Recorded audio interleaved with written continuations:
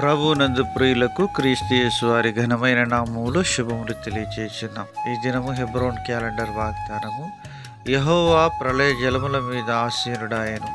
యెహోవా నిత్యము రాజుగా ఆసీనుడై ఉన్నాడు. కీర్తనల గ్రంథం 29వ అధ్యాయం 10వ వచనంలో దైవజనుడు దావీదు గారి మాటలు తెలియజేస్తున్నాడు. వర్షపు హోరులో ఆయనకు నోవాహు జలప్రలయం గుర్తు వచ్చి తన జీవితంలో నోవాహు జలప్రలయములో ఏ రీతిగా దేవుడు ఆ జలప్రలయంలో భక్తిహీనులను ఉంచివేస్తూ వచ్చినట్లుగా చూస్తూ ఉంటున్నాం.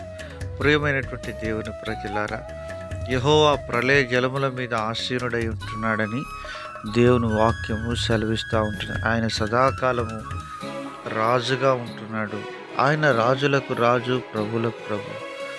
ఆకాశములు మహాకాశములు పట్టజాలని దేవుడుగా యేసుక్రీస్తు ప్రభు వారు ఈ లోకంలో ఉంటున్నాడు. ప్రియమైనటువంటి దేవుని ప్రజలారా, దావీదు చెప్తున్నాడు కీర్తనల గ్రంథము 33వ అధ్యాయం 13వ చరణంలో, యెహోవా ఆకాశములో నుండి కనిపెట్టుచున్నాడు, ఆయన నరులందరినీ దృష్టించుచున్నాడు అని దేవుని వాక్యం సెలవిస్తుంది.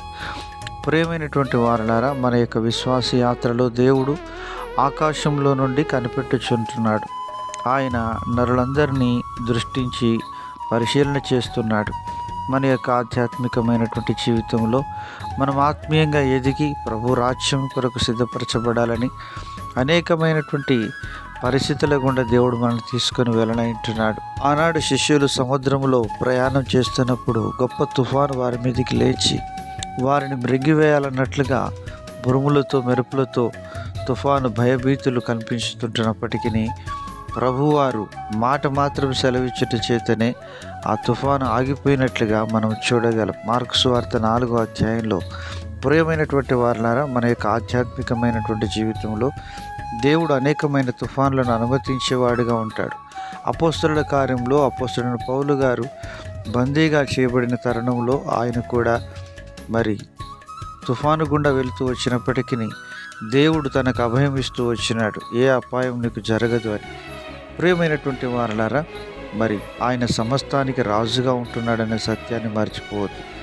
యెషయా గ్రంథం 45వ అధ్యాయం 22వ వచనంలో దేవుని వాక్యం సెలవిస్తుంది, భూదిగంతముల నివాసులారా నా వైపు చూచి రక్షణ పొందుడి, నేనే దేవుడను, ఏ దేవుడును లేడని ప్రభు సెలవిస్తున్నాడు. అవును ప్రియులారా, యేసు ప్రభువారే దేవుడుగా సిలువలో ప్రజలందరి పాపముల కొరకై ఆయన మరణించి చనిపోయి సమాధి చేయబడి తిరిగి లేచినాడు. యేసుక్రీస్తు సర్వలోకమునకు శాంతికరమైన దేవుడుగా ఉంటున్నాడు.